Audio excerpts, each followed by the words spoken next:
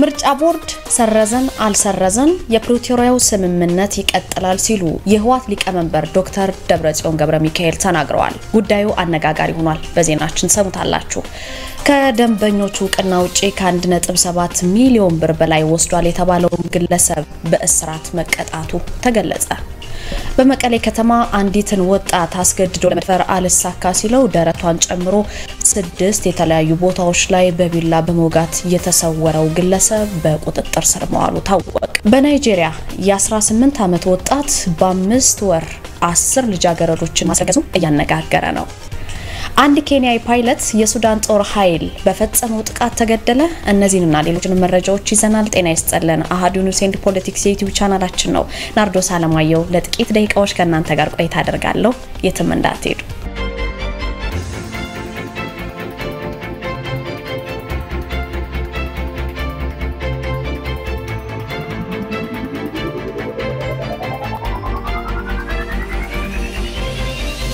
ምርጫ ቦርድ ሰረዘንም አልሰረዘንም የፕሪቶሪያው ስምምነት ግን ይቀጥላል ሲሉ የህወሓት ሊቀመንበር ዶክተር ደብረጽዮን ገብረሚካኤል ተናግረዋል።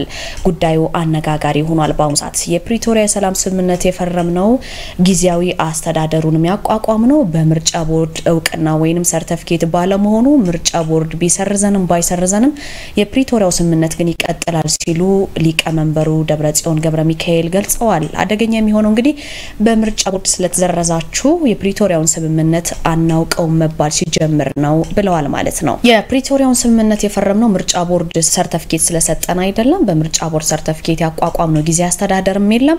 በምርጫ ቦርድ ሰርቲፊኬትም ይሁን ወረቀት የተሰራ ስራም የለም ሲሉ ተደምጠዋል። በብዛት ሲዘዋወር ነበር ይህ ንግግራቸው። በእኛ በኩል በግንቦት 5 ምክንያት ከፕሪቶሪያው ስምምነት ጋር የተያያዘ የሚቋረጥ ነገር የለም። ከዛሬው ድረስ እንዳለው ሁሉ ይቀጥላል። የፕሪቶሪያው ስምምነትም ሆነ የጊዜ አስተዳደሩ ሲሉ አስታውቀዋል ማለት ነው። አዲስ ስታንዳርድ ደብረጽዮን ገብረሚካኤል የክልሉን ተፈናቃዮች በተመለከተ በሰጡት ማብራሪያውን በዘገባው አማካኝነት ለአምስተኛ ክረምት እንግዲህ በመጠለያ አንቆይም ከናንተ ብዙም ስለማንጠብቅ ራሳችን እንገባለን የሚል የተፈናቃዮችን ውሳኔ እየገፋ መጥቷል ሲሉም ገልጸው እኛም ይሄንን የተፈናቃዮችን ውሳኔ እናስፈጽማለን ከነሱ ጎን ምን ቆማለን ብለዋል ማለት ነው። እሳቸው የህወሓት ሊቀመንበር የሆኑት ዶክተር ደብረጽዮን እንግዲህ ይሄንን የገለጹት በወቅታዊ ጉዳዮች ዙሪያ ላይ ከፓርቲው ልሳን ወይን ከተባለ ሚዲያ ጋር ባሳለፍነው ሳምንት መገባደጃ አካባቢ ላይ ያካሄዱት ቃለ ምልልስ ላይ ነው። የኢትዮጵያ ብሔራዊ ምርጫ ቦርድ እንግዲህ ህዝባዊ ወያነ ሓርነት ትግራይ ወይም ህወሓት ጠቅላላ ጉባኤ ማድረግን ጨምሮ በህግ የተጣለበትን ግዴታዎች ባለመወጣቱ ለ3 ወራት ከየትኛውም የፖለቲካ እንቅስቃሴ መታገዱንና ፓርቲው ደግሞ በ3 ወራት የርምት እርምጃ ሳይወስድ ቢቀር የፓርቲው ምዝገባ እንደሚረዝም የካቲት 6 ቀን 2017 ውሳኔ ማሳለፉን ብዙዎቻችን እናስታውሰው ነው። በዚህ እንግዲህ በምርጫ ቦርድ ውሳኔ መሰረት የጊዜ ገደቡ የሚጠናቀቀው ዛሬ ግንቦት 5 ቀን 2017 ይሆናል። ህወሓት ባለፉት 3 ወራት በተደጋጋሚ ባወጣቸው መግለጫዎች እንግዲህ እንደተመለከተነው በምርጫ ቦርድ የተሰጠውን ማስጠንቀቂያ ወደ ጎን በማለት እንደ አዲስ እንደማይመዘገብ አስታውቆ ነበር።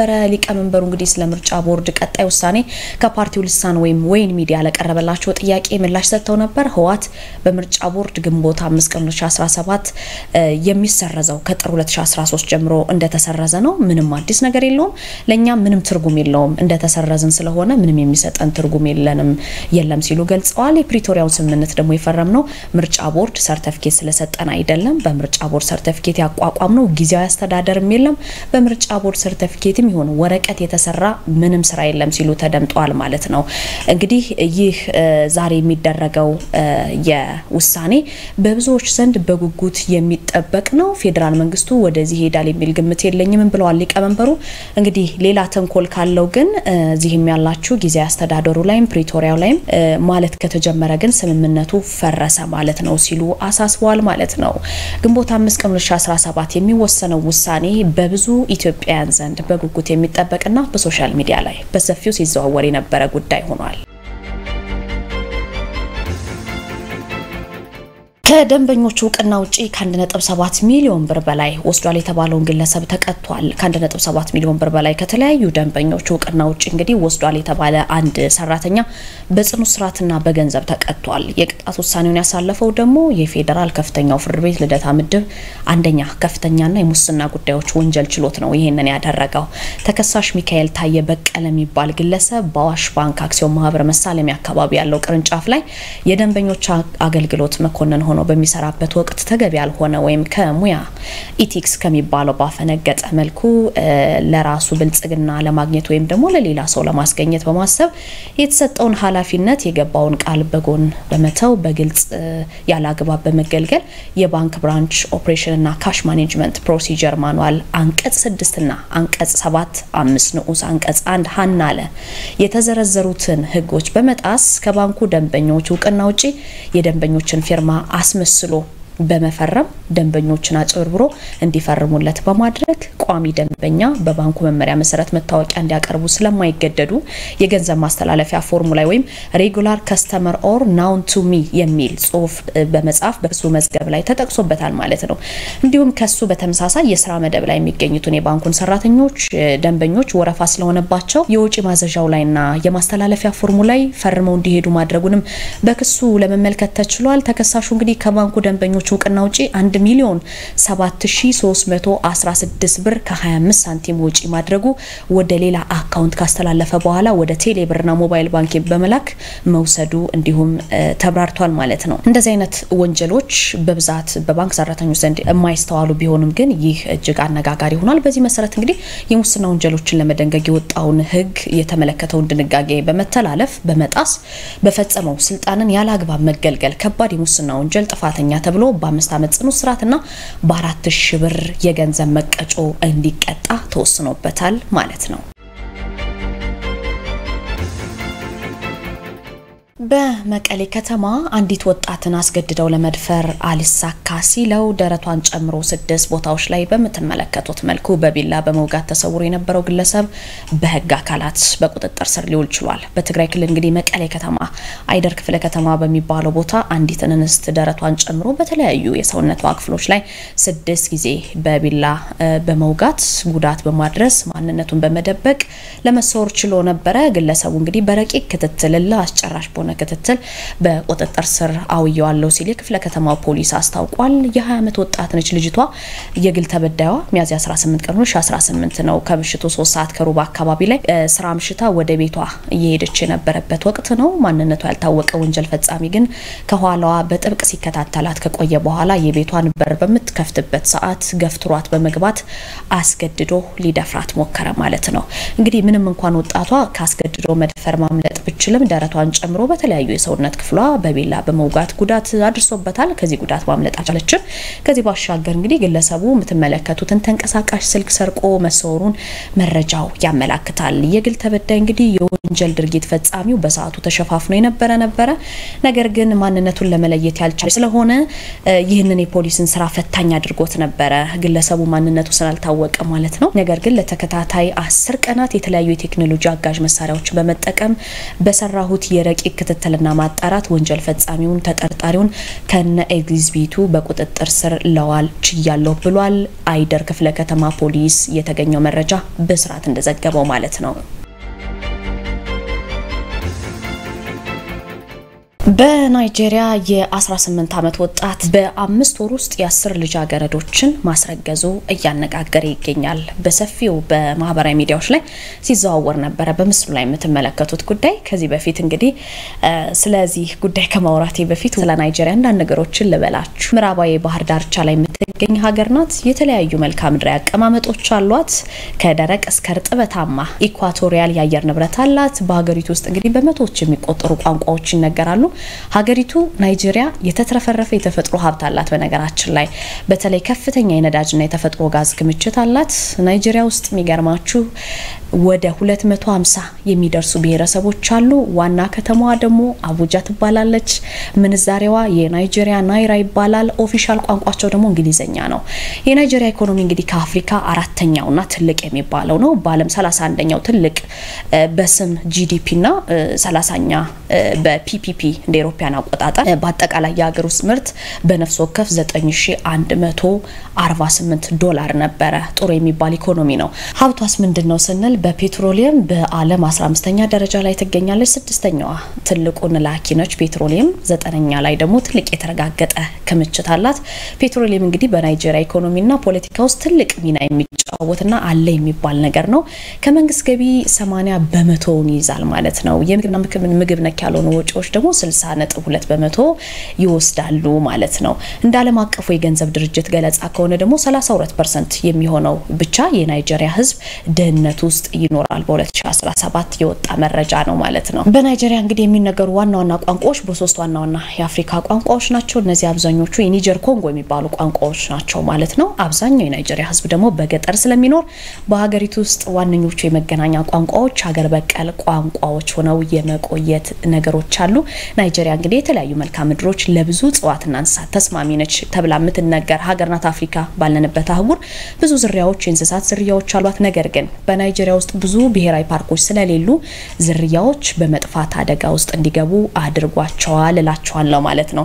ስለ አፍሪካ ሀገር ትንሽ ነገር ለማለት ያህል ነው። ወደ ዜናው ከማለፋችን በፊት አሁን ወደ አስገራሚው መረጃ ሶስታችሁ ግራ ስላጋባውና ብዙዎቹን ስላስደነቀው ነገር ነው የምነግራችሁ። በናይጄሪያ እንግዲህ አናምብራ ግዛት የ18 ዓመት ወጣት የሆነ ልጅ የምትመለከቱት በ5 ወር ውስጥ ብቻ የአለቃውን ሴት ልጅ ጨምሮ 10 ልጃገረዶችን ማስረገዙ እያነጋገረ ይገኛል ማለት ነው። እንደ ዘገባው ከሆነ እንግዲህ በናይጄሪያ አናምብራ በተባለችው ግዛት ውስጥ ተወላጅ የሆነው የታገዳጊ የተላከው ራሱ እንዲያስተዳድር ሙያ እየተማረ ራሱ እንዲያሻሽል ነበር።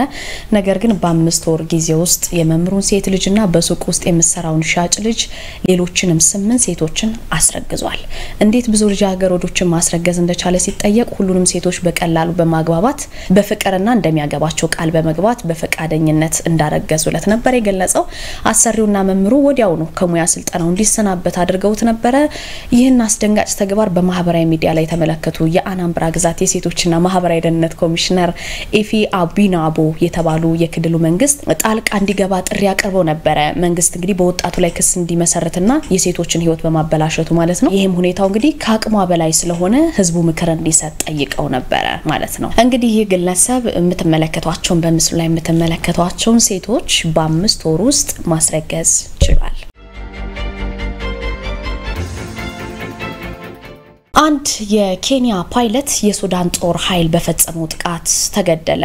በደቡባዊ ዳርፉር በሚገኘው ኒያላ ዓለም አቀፍ የአየር ማረፊያ ነው ይህ ጥቃት የደረሰው። በነገራችን ላይ ኬንያው ፓይለት የሚያበራው አውሮፕላን በሚሳኤል በመመታቱ ነው ይህ አደጋ ሳያስብ የደረሰበት።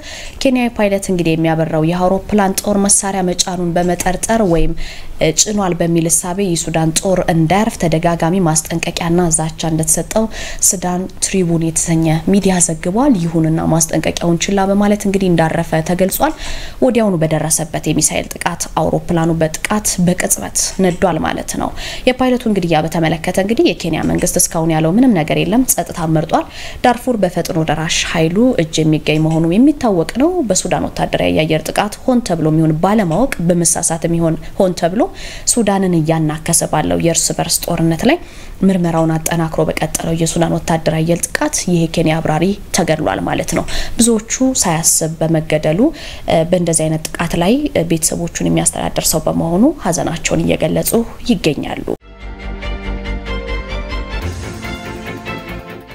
በኔ በኩል የነበሩ መረጃዎች እነዚህን ይመስሉ ነበር። አሁን ደግሞ ወደ አሃዱ ስቱዲዮ ወስዳችኋለሁ። በብሔራዊ ፓርኮች ዙሪያ ህገወጥ የሰዎች አሰፋፈርና ህገወጥ የእንስሳት አደን ከጊዜ ወደ ጊዜ እየጨመረ በመምጣቱ ከፍተኛ ስጋት ሆኖብኛል ሲል የኢትዮጵያ የዱር እንስሳት ጥበቃ ባለስልጣን ስለማስታወቁ፣ ለቀጣዩ 7ኛው ሀገራዊ ምርጫ የትብብሩ ፓርቲዎች በጋራ እየሰሩ መሆኑ ስለመገለጹ፣ ባለፉት 2-3 ወራት ወደ ሀገር ውስጥ ከገቡ ስደተኞች ውስጥ 90% የሚሆኑት ከ3ቱ ክልሎች መሆናቸው ስለመገለጹ፣ እንዲሁም የአእምሮ ጤና ህክምና አገልግሎትን የሚፈልጉ ሰዎች ቁጥራቸው እየጨመረ መምጣቱ ስለመነገሩ ፍቅር ተቢተው ከአሃዱ ስቱዲዮ ተጠብቃችኋለች። ወደ ፍቅር ተልወሰዳችሁ።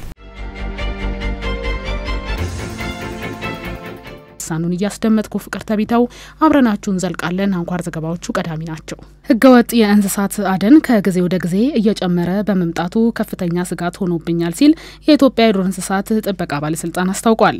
በብሔራዊ ፓርኮች ዙሪያ ህገወጥ የሰዎች አሰፋፈር፣ ህገወጥ የእንስሳት አደን ከጊዜ ወደ ጊዜ እየጨመረ በመምጣቱ ስጋት ፈጥሯል ሲል የኢትዮጵያ የዱር እንስሳት ጥበቃ ባለስልጣን ምክትል ዋና ዳይሬክተር ሰለሞን መኮንን ለአሃዱ አስታውቀዋል። የህዝብ ቁጥር መጨመር፣ የተፈጥሮ ሀብትን መሻማት፣ ህገወጥ እርሻና የእንስሳት አደን ብሎም የደን ጭፍጨፋ በብሔራዊ ፓርኮች ላይ እየተስተዋለ በመሆኑ በዱር እንስሳቱም ላይ አደጋ ተጋርጧል ብለዋል። ባለስልጣን መስሪያ ቤቱ የዱር እንስሳትን የመኖሪያ አካባቢያቸውን ከመጠበቅና ከመልማት ባሻገር ለኢኮኖሚያዊ ማህበራዊና ስነ ምህዳር ጥቅም እንዲውሉ ለማድረግ በትኩረት እየተሰራ መሆኑንም ገልጸዋል። በአሁኑ ወቅት በአብዛኛው ብሔራዊ ፓርኮች አካባቢ በሚባል ደረጃ የህዝብ ቁጥሩ እየጨመረ ከመምጣቱም አንጻር ወደ ተፈጥሮ ሀብቱን የማሻማትና ሰው ሰራሽ ችግሮች የተስፋፉ ነው ያሉ። በተለይ በብሔራዊ ፓርኮች አካባቢ ህገወጥ እርሻ፣ ህገወጥ ሰፈራ፣ አልፎ ደግሞ ህገወጥ አደን በአንዳንድ ብሔራዊ ፓርኮች አካባቢም እየተከሰተ ነው ያለው። ስለዚህ ይህንን ችግር ለመፍታት እንደ ባለስልጣን መስሪያ ቤታችን የግንዛቤ ማስጨበጫ መድረኮችን በሰፊ የሄድንበት ነው። ለአርአያነት ያክል በሰሜን ተራሮች ብሔራዊ ፓርክ ውስጥ የሚገኘው ብርቅዬ ዋሊያዎች በተለያዩ ምክንያቶች ቁጥራቸው ከ1000 ወደ 306 መውረዳቸው ይታወቃል። በዚህም ወደ ነበረበት ለመመለስ እየተደረገ ባለው ስራ ከአካባቢው የሀገር ሽማግሌዎችና ከሃይማኖት አባቶች ጋርም ውይይት መደረጉም ተገልጿል። በተጨማሪም ከሲቪል ሰርቪስ ጋር በመሆን ፓርኮችን የሚጠብቁ አዳዲስ ስካውቶችን በማሰልጠንም በአንድ ብሔራዊ ፓርክ እስከ 60 የሚደርሱትን በመቅጠርም ባለስልጣን መስሪያ ቤቱ 2 መጠለያዎችና 11 ብሔራዊ ፓርኮችን እያስተዳደረ መሆኑም ተመላክቷል። የአእምሮ ጤና ሕክምና አገልግሎት የሚፈልጉ ሰዎች ቁጥር እየጨመረ ስለመምጣቱ ተገልጿል። የማህበረሰቡ ግንዛቤ ላይ ለውጥ በመኖሩ ሕክምናውን ፈልጎ የሚሄዱ ሰዎች ቁጥር ቀድሞ ከነበረው እየጨመረ ስለመምጣቱም የአእምሮ ሕክምና አገልግሎት ተጠቃሚዎች ማህበር ነው ያስታወቀው። ከዚህ በፊት ከነበረው የአእምሮ ጤና ሐኪሞችና ባለሙያዎች በተለይም በዘርፉ በቂ የሰለጠነ የሰው ኃይል አለመኖሩን አስታውሰው አሁን ላይ ተደራሽነቱ እየሰፋ መምጣቱን የተናገሩት የማህበሩ ፕሬዝዳንት ሌኒ መስጋናው ናቸው። በተለያዩ ሆስፒታሎች ውስጥም የአእምሮ ጤና ሕክምና አገልግሎት እየተሰጠ መሆኑን አንስተው ከተማ ላይ ብቻ ያተኮረ በመሆኑ አብዛኛው የሀገሪቱ ህዝብ ተደራሽ አለመሆኑን ገልጸዋል። በዚህ መሰረትም አሁንም በሀገሪቱ በርካታ የአእምሮ ጤና ሐኪምና ባለሙያ እንደሚያስፈልጉም ገልጸዋል። ከዚህ በፊት ከነበረው የአእምሮ ጤና ሐኪሞች፣ ስፔሻሊስት ሐኪሞች፣ ሳይካትሪ ፕሮፌሽናሎች፣ ማስተርስ ያላቸው የአእምሮ ጤና ባለሙያዎች አልነበሩም። አሁን ግን እየተስፋፉ መጥተዋል። ተደራሽነቱም እየሰፋ መጥቷል። ከተለያዩ አጠቃላይ ሆስፒታሎች ውስጥ ሁሉ የአእምሮ ጤና አገልግሎት እየተሰጠ ይገኛል። በጤና ጣቢያ ደረጃ ራሱ በሳይካትሪ ነርስ አማካኝነት አገልግሎቱ እየተሰጠ ይገኛል። ተደራሽነቱ እየሰፋ ነው። ባለሙያውን በተመለከተ ከዚህ በፊት ከነበረው በቁጥር ጨምሯል። የአእምሮ ጤና ስንል ሳይካትሪስትን ብቻ ሳይሆን ሳይኮሎጂስት እየበዛ መጥቷል። ግን ካለው ፍላጎት አንጻር ግን በቂ አይደለም። ሌላኛው ሀዱ ያነጋግራቸው የስነ ልቦና ባለሙያ ቴድሮስ ድልነሳው በበኩላቸው ችግሩን በሀገር አቀፍ ደረጃ ፍላጎት አንጻር በርካታ ባለሙያዎች የሚያስፈልጉ እንደሆነም አንስተዋል። እንዳደጉት ሀገራት ቢሆንም ካለው ፍላጎት አንጻር በርካታ ባለሙያዎች የሚያስፈልጉ እንደሆነም ገልጸዋል። ከቴክኖሎጂ ጋር ተያይዞ ምቹ ትምህርት፣ ጤና፣ ስራ እንዲሁም ብቸኝነት፣ መንፈሳዊና ማህበራዊ ህይወት ላይ ቸልተኝነት ሲኖርና በተለያየ መንገድ የአእምሮ ጤና ተጽዕኖ የሚያሳድሩ ጉዳዮች መኖራቸውን ገልጸዋል። ከዚህ በተጨማሪም በልጅነት ከሚፈጠሩ ጠባሳዎች ምክንያት ከባድ የአእምሮ ቁስል እንደሚያመጣም ገልጸው በዚህ ረገድ በርካታ ተጎጂዎች መኖራቸውን የተናገሩት በቅርቡም የዓለም የአእምሮ ጤና ፌዴሬሽን እንዳስታወቀው ከ8 ሰዎች ውስጥ አንዱ ባለሙያ እንደሚያስፈልገው መግለጹን ያስታወሱት የስነ ልቦና ባለሙያው በዚህ ምክንያትም በኢትዮጵያ በርካታ ባለሙያዎች ያስፈልጋሉም ሲሉም ገልጸዋል። የዓለም ታለንት ፌዴሬሽን የአእምሮ ጤና ፌዴሬሽን ባለፈው አናውንስ እንዳደረገው ከ8 ሰው አንድ ሰው ባለሙያ ያስፈልገዋል። ከ8 ቢሊየን ህዝብ 1 ቢሊየን ህዝብ የሕክምና እርዳታ ይፈልጋል። በመድኃኒት የተደገፈ የሚሆን በንግግር ሕክምና ማለት ነው። ስለዚህ እኛ ሀገር ላይ ሲመጣ ደግሞ ቁጥሩን ከዚህም ከፍ ይላል ያምናለሁ ካለኝ ልምድና ተሞክሮ በመነሳት ማለት በጣም በርካታ የሆኑ ውጥረትን የምንቋቋምባቸው ማህበራዊ መንፈሳዊ ልምዶች አሉ። እነሱ እየላሉ የመጡበት ሁኔታ ሲኖር ነገሮች እንዳሰብነው ያለማይሄዱበት ሁኔታዎች በበዙ ቁጥር እነዚህ ነገሮች እየጨመሩ ነው የሚመጡትና ጤናችን በተለያየ ምክንያት የታወቀ ነው። ብዙ ሰው ሕክምና ያስፈልጋል። ባለሙያ እጥረት አለ። ሰዎች የት ቦታ መታከም እንዳለባቸው ግንዛቤ እንደሌላቸው አንስተው በዛው ልክ ደግሞ አገልግሎቱ ከሚያስፈልገው አንጻር ወጣቱ የአእምሮ ጤና እክሎች ችግሮች ሲኖሩበት ያንን አውቆ ሕክምና እየፈለገ መሆኑንም ጠቁመዋል። በትግራይ ክልል በነበረው ጦርነት የወደሙ ቅርሶች ጥገና እየተደረገላቸው መሆኑን የኢትዮጵያ ቅርስ ባለስልጣን አስታውቋል። የኢትዮጵያ ቅርስ ባለስልጣን ቋሚ የቅርስ ጥበቃ ባለሙያ ገብረ ማርያም አናንያ በትግራይ ክልል በነበረው ጦርነት የወደሙ ቅርሶች ከ6 በላይ የሚሆኑት ጥገና ስራ እየተሰራላቸው መሆኑንም ተናግረዋል። በክልሉ በጦርነቱ ወቅት ጉዳት የደረሰባቸው በርካታ ቅርሶች ሲሆኑ የሰላም ስምምነቱ ከተደረገ በኋላ ቅርሶቹ ያሉበትን ሁኔታ ለማየት መቻሉንም ገልጸዋል። በዚህም በ2016 ዓ.ም ሁለት ቡድን በማቋቋም ጥገና የሚያስፈልጋቸውን በመለየት የአክሱም ሐውልትንም ጨምሮ ጥገና መደረጉንም ተናግረዋል።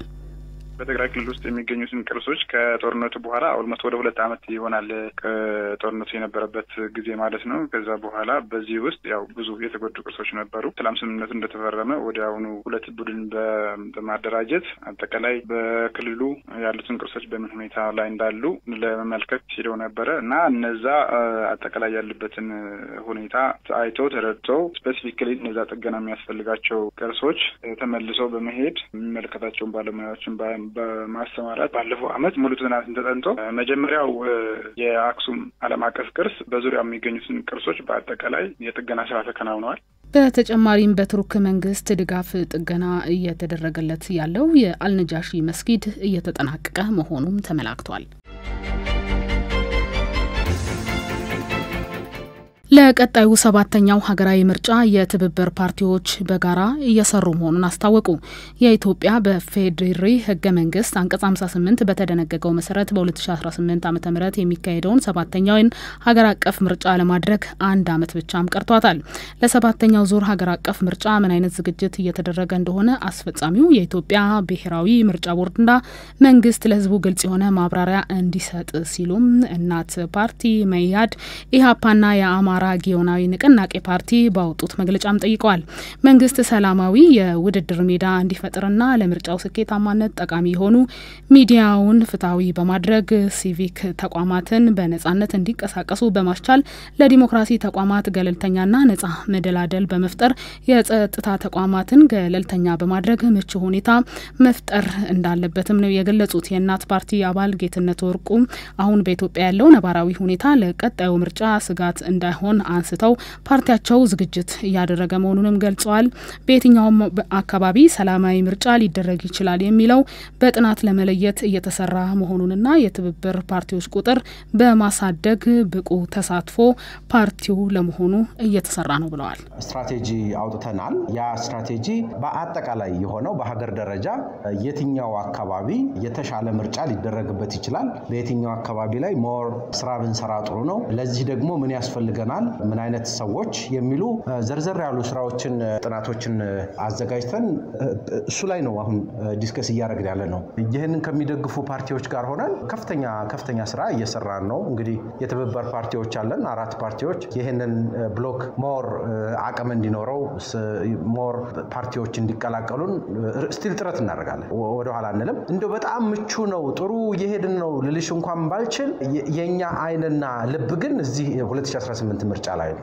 ፓርቲያቸው በቀጣዩ ሀገራዊ ምርጫ ላይ ይሳተፋል አይሳተፍም የሚለው ጉዳይ ገና ውሳኔ ላይ አልደረስንም የሚሉት ደግሞ የኢትዮጵያ ሕዝባዊ አብዮታዊ ፓርቲ ዋና ጸሐፊ ሚስጥረ ስላሴ ታምራት ናቸው።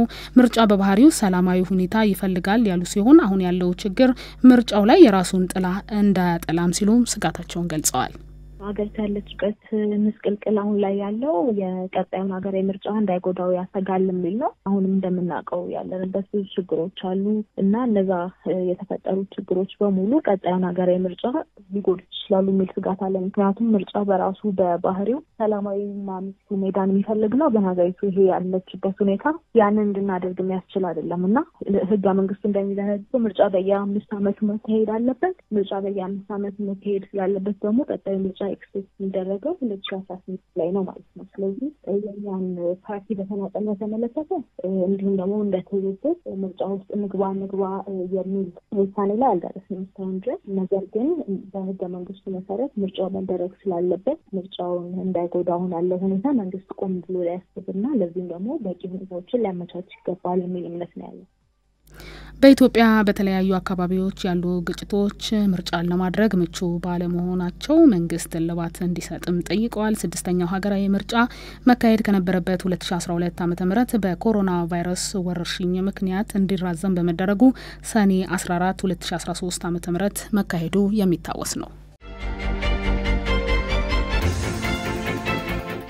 ባለፉት ወራት ከተመለሱ ስደተኞች ውስጥ 90% የሚሆኑት ከ3 ክልሎች የሄዱ መሆናቸው ተገልጿል። ባለፉት ተከታታይ 2 እና 3 ወራት ከስደት ከተመለሱ ውስጥ 90% የሚሆኑት ቁጥር የሚይዙት ከአማራ፣ ከኦሮሚያና ከትግራይ ክልል የሄዱ መሆናቸውን የተናገሩት በሴቶችና ማህበራዊ ጉዳይ ሚኒስቴር የህገወጥ የሰዎች ዝውውር ማስተባበሪያ ተመላሽ ዜጎች ክትትል መሪ ስራ አስፈጻሚ አቶ ደረጀ ተግበሉ ናቸው። የጸጥታ ችግር መኖሩ አንዱ ምክንያት መሆኑን ያነሱት አቶ ደረጀ መስፈርቱን ላሟሉ ለሁሉም ተመላሽ ስደተኞች ስልጠና በመስጠትም በተለያዩ የስራ ዘርፎች ላይ ለማሰማራት እየተሰራ መሆኑንም ተናግረዋል። ክልሎች የራሳቸው የሆነ እንትኖች አሏቸው። ለምሳሌ አማራ ክልል አሁን ብናየው ከፍተኛ ኮንፍሊክት ውስጥ ያለ ክልል፣ ትግራይ በዛ ሁኔታ ውስጥ ያለፈ ነው። ኦሮሚያ ውስጥ አሁንም አለ። አሁን በርካታ ወጣቶች ይወጣሉ ከአካባቢያቸው። እዛው በቦርደርም ይወጣሉ። በአማራ ክልል አሁን በመተማ ይሄዳሉ፣ በአፋር ክልል ይሄዳሉ፣ እስከ በጅቡቲ መስመር ሁሉ በርካታ ናቸው የሚሄዱት። ኦሮሚያ ውስጥም ተመሳሳይ አሁን ግጭም ለምሳሌ ባለፈው አመት በኮንፍሊክት ምክንያት ከሱዳን ወደ 47000 ዜጎች ተመልሰዋል። ከዛ ውስጥ ወደ 21000 ከኦሮሚያ ነው የመጡት። ከዛ ውስጥ ደግሞ ወደ 17000 የሚሆኑት ጅማ ናቸው። በቃ እንትኖቹ ራሱ ያሳያል። ይሄ እየተገፋፉ እየተጠራሩ የሃይ ስኩል ልጆች አንድ ላይ ተጉዘዋል። በዛ በኩል በቦርደር ይሄዳሉ በምን የተለያየ መንገድ ሱዳን እንትናል። ስለዚህ ኢትዮጵያ ደግሞ ቦርደሯ በጣም ከፍተኛ ሰፊ ነው። በዚህ ሲባል በዚህ ቀይራሉ። በሆነች ቦታ በዚህ በኩል ነው የሚሄዱት ተብሎ ሲል ያን ሁሉ ቦርደሩ ማኔጅ ማድረግ የሚመለሱት ሁሉንም ዜጎች ሙሉ በሙሉ መልሶ ለማቋቋም አስቸጋሪ ሁኔታ ቢኖርም ህጋዊ መንገድ ተከትለው እንዲሄዱ የግንዛቤ ማስጨበጫ ስራ ተጠናክሮ እንደሚቀጥልም ተናግረዋል። ለአይምሮ ጤና ራሱን የቻለ የህግ ማዕቀፍ እንዲዘጋጅ ጥያቄ መቅረቡ ተገለጸ። የአይምሮ ጤና ትኩረት እንዲሰጠውና በተግባር የተደገፈ ለውጥ እንዲመጣ ለማድረግ ራሱን የቻለ የህግ ማዕቀፍ እንዲዘጋጅ ጥያቄ ማቅረቡን የአይምሮ ሕክምና አገልግሎት ተጠቃሚዎች ማህበር አስታውቋል። አሁን ላይ የአይምሮ ጤና ከሌላው ጊዜ በተሻለ መልኩ ትኩረት እየተሰጠውና ህብረተሰቡም ግንዛቤ እያገኘ ስለመምጣቱ የተናገሩት የማህበሩ ፕሬዝዳንት ሌኒ መስጋናው ነገር ግን ግንዛቤ ብቻውን በቂ ባለመሆኑ በተግባር የተደገፈ ስራ መስራት እንደሚያስፈልግም ለሃዱ ተናግረዋል። በዚህ መሰረትም መንግስት ለአይምሮ ጤና የሚገባውን ያክል በጀት መመደብ እንዳለበት አንስተው በአገር አቀፍ ደረጃ የህግ ማዕቀፍ ወጥቶለት እንዲጸድቅ መደረግ አለበት ነው ያሉት። ይህ ጥያቄ ለጤና ሚኒስቴር መቅረቡን ያነሱት ፕሬዝዳንቱ የጤና ዘርፎችን ያካተተ የጤና አገልግሎት አዋጅ እንዲወጣ በማድረግ በአዋጁ ውስጥ የአይምሮ ጤናን መመሪያ ማካተት ይቻላል የሚል ምላሽ እንደተሰጣቸውም አንስተዋል። በዚህ የጤና አገልግሎት አዋጅ ስር የአይምሮ ጤናን በሚመለከት ወደ 11 አንቀጾች እንዳሉት አንስተው ይህም የጤና አገልግሎትን ብቻ የተመለከተ ነው ብለዋል። ብዙ የሚያበረታታ ነገር አይደለም። ባክ ያገኘ ነው የጤና አገልግሎት አዋጅ በሚል ሌሎቹን የጤና ሴክተሮች በሙሉ ያካተተ የጤና አዋጅ ወጣና ከዛ በኋላ በመመሪያ የአእምሮ ጤና ጉዳዮችን አድሬስ ማድረግ ይቻላል ነው የሚሉን።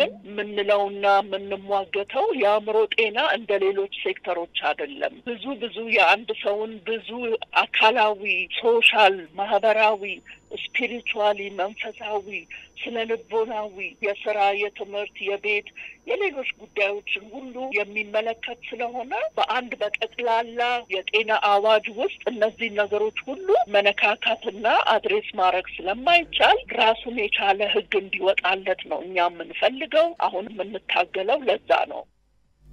በመሆኑም የአይምሮ ጤና ህመም ያለባቸው ሰዎች አያያዝን በተመለከተ የሌሎች ሀገራትን ተሞክሮ ለአብነት ያነሱት ፕሬዝዳንቷ የአይምሮ ጤና ታማሚ ለሆኑ ሰዎችም ትምህርት ቤትን ጨምሮ በተለያዩ ቦታዎች ላይ እገዛ ሊደረግላቸው እንደሚገባም ጠቁመዋል።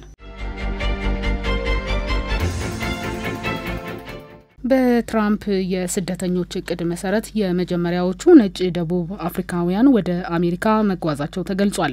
የመጀመሪያ ነው የተባለው ይህ ጉዞ 49 ነጭ የደቡብ አፍሪካውያንን የያዘ ሲሆን እነዚህ ስደተኞች በትራምፕ አስተዳደር የመኖሪያ ዋስትና የተሰጣቸው ነው ተብሏል። ይህ የደቡብ አፍሪካውያኑ ጉዞ ከሳምንት በፊት የትራምፕ አስተዳደር አፍሪካውያንን ከአሜሪካ ሊወጡ ይገባል ካሉ በኋላ ነው የተሰማው። ይህንን አስተያየት ከተቃወሙ ሀገራት መካከል ደቡብ አፍሪካ አንዷ ስትሆን የትራምፕ አስተዳደር የውሳኔ ከጀርባው ፖለቲካዊ ዓላማን ያነገበ ነው ማለቷም የሚታወስ ነው። በአንጻሩ ዋሽንግተን ደግሞ የራማፎሳ መንግስት ያለምንም ሕግ የነጭ ገበሬዎችን መሬት እየነጠቀ ነው በሚልም ክስ ስታቀርብ ትደመጣለች። የዓለም ቁጥር 1 ቢሊዮነር የትራምፕ አማካሪ የሆነው ኤለን መስክ ውልደቱ በደቡብ አፍሪካ ሲሆን ነጭ ደቡብ አፍሪካውያን በሀገሪቱ መድሎ ይፈጸምባቸዋል የሚል አስተያየት በአንድ ወቅት ሰጥቶ እንደነበርም አይዘነጋም። ሁለቱ ሀገራትም ለወራት የዘለቀ የዲፕሎማሲ ውጥረት ውስጥ መግባታቸው የሚታወቅ ሲሆን ከስደተኞች ፖሊሲ ጋርም በተያያዘ ጠንከር ያሉ ቃላትን ሲወራወሩም ይታወሳል የተባለው ዘገባው የቢቢሲ ነው። ከጋዛ የሚለቀቁ ታጋቾችን በተመለከተ አሜሪካና እስራኤል ውይይት ማድረጋቸው ተገልጿል። የሁለቱ ሀገር መሪዎች በስልክ በነበራቸው ቆይታ በተለይም ኤደን አሌክሳንደርን ከጋዛ ለማስለቀቅ እየሄዱበት ያለው መንገድ ላይ መነጋገራቸውን የተገለጸው ሐማስ ታጋቾችን ለመልቀቅ የሰብአዊ ድጋፍና የተኩስ አቁም ስምምነት በቅድሚያ ሊተገበር እንደሚገባ ያነሳ ሲሆን ይህ እንዲሆን ደግሞ እስራኤል ቁርጠኛ ልትሆን ይገባል የተባለው ፕሬዚዳንት ትራምፕ በበኩላቸው በሐማስ በኩል ታጋቾችን ለመምቀቅም ፍላጎት ማሳየቱንም አድንቀዋል። ከ50 ሺህ በላይ ዜጎችን የቀጠፈው የጋዛ ጦርነት ሁነኛ የተኩስ አቁም መፍትሄ ሳያገኝ እዚህ የደረሰ ሲሆን ሁለቱ ወገኖች ጦርነትን ለማስቆም የያዙትን ታጋቾች እንደ መደራደሪያነት እየተጠቀሙባቸው ይገኛሉ። አሜሪካ በበኩሏ በመካከለኛው ምስራቅ ያለው ጦርነት እንዲያቆም ተደጋጋሚ ሀሳብ እያቀረበች ነው ተብሏል። ዘገባው የአናዶሉ ነው። የአልጄሪያ መንግስት በሀገሩ የሚገኙ 15 የፈረንሳይ ኤምባሲ ሰራተኞች እንዲባረሩ ውሳኔ አሳልፏል። የሀገሪቱ የውጭ ጉዳይ ሚኒስትር እንዳስታወቀው ይህ ትዕዛዝ የተላለፈው ሰራተኞቹ ከባድ የሚባል የዲፕሎማሲ ጥሰት በመፈጸማቸው ነው ተብሏል። ዓለም አቀፋዊ መርሆችና የሁለቱ ሀገራት ግንኙነት የሚጠበቁ ስምምነቶች በሰራተኞቹ በኩል ባለመከበራቸው ይህ እርምጃ ለመወሰድ ተገድጃለሁ ያለው የሀገሪቱ መንግስት ውሳኔ ትክክለኛ ነው ብለዋል። በተጨማሪም በፈረንሳይ የሚገኙ የአልጄሪያ ዲፕሎማቶችና የኤምባሲ ሰራተኞች ላይ የሚፈጸሙ የመብት ጥሰቶች በመባባሳቸው ሌላው ምክንያት እንደሆነም ተናግረዋል። ከውሳኔው ጋር በተገናኘም የፕሬዝዳንት ማክሮን መንግስት በፓሪስ የሚገኘውን የአልጄሪያ አምባሳደርም ለማብራሪያ መጥራቱም ነው የተገለጸው። ፈረንሳይ በአፍሪካ ረጅም ዓመት በቅኝ ግዛት ከያዘቻቸው ሀገራት መካከል አልጄሪያ አንዷ ስትሆን ከነጻነት በኋላ ሁለቱ ሀገራት ጠንካራ የዲፕሎማሲ ግንኙነት እንዳላቸውም ይታወቃል። ፈረንሳይ በአፍሪካ ያላትን ታሪካዊ ገዥነት እያጣች ከመጣች ወዲህ ከቀደመው ቅኝ ገዢዎቿ በኩል ተደጋጋሚ ወቀሳ እያጋጠማት ይገኛል። እንደ ቡርኪና ፋሶ፣ ኒጀርና ማሊ ያሉ ሀገራትም ከፓሪስ ጋር ያላቸው ዲፕሎማሲያዊ ግንኙነት ወታደራዊ ትብብር ማቋረጣቸው አይዘነጋም። ዘገባው የአናዶሉ ነው። ቻይናና አሜሪካ ጥለውት የነበረውን ታሪፍ ለ90 ቀናት እንዲነሳ መወሰናቸው ተገልጿል። በዚህ የታሪፍ ማንሳት እቅድ ሁለቱ ሀገራት እስከ 115 የታሪፍ ማሻሻያ ለማድረግ ማቀዳቸውን ተከትሎ ነው ተብሏል። ቤጂንግና ዋሽንግተን ባለፈው ቅዳሜና እሁድ በጄኔቫ ካደረጉት ንግግር በኋላ እዚህ ውሳኔ ላይ የደረሱ ሲሆን ውሳኔው በመካከላቸው የተፈጠረውን የንግድ ጦርነት ለማርገብ እንደሚጠቅም ተገልጿል። ውይይቱ በመከባበርና በጋራ ጥቅም ላይ መሰረተ መሆኑን ያነሳችው ቻይና በቀጣይ ስምምነቱን አስጠብቆ ለመሄድ ቁርጠኛ መሆኑንም ገልጻለች። የአሜሪካ ተወካዮች በበኩላቸው ይህ ዓለምን የሚጠቅም ውሳኔ ነው፣ በመሆኑም ይህንን አስጠብቀን ለመጓዝ ብዙ ስራዎችን እንሰራለን ብለዋል። ትራምፕ ወደ ነጩ ቤተ መንግስት ከመጡ በኋላ ከወሰኗቸው ውሳኔዎች መካከል ከቻይና የሚገቡ ሸቀጦች ላይ ታሪፍ መጣል የሚል ሲሆን ቤጂንግም በአጸፋው ተመሳሳይ እርምጃ መውሰዷ የሚታወስ ነው። ዘገባው የአልጀዚራ ነው። ውድ ተመልካቾቻችን ከአሀዱ ኒውስ ኤንድ ፖለቲክስ ዩቲዩብ ቻናላችን ያዝናቸው መረጃዎች እነዚህን ይመስሉ ነበር። ለወዳጅ ዘመዶቻችሁ ዜናዎቻችን በማጋራት ቤተሰብ እንድታደርጓቸው እንጠይቃለን። ለሰጣችሁን ጊዜ ከልብ ነው እናመሰግነው። በያላችሁበት ጥሩ ጊዜ ሆነላችሁ።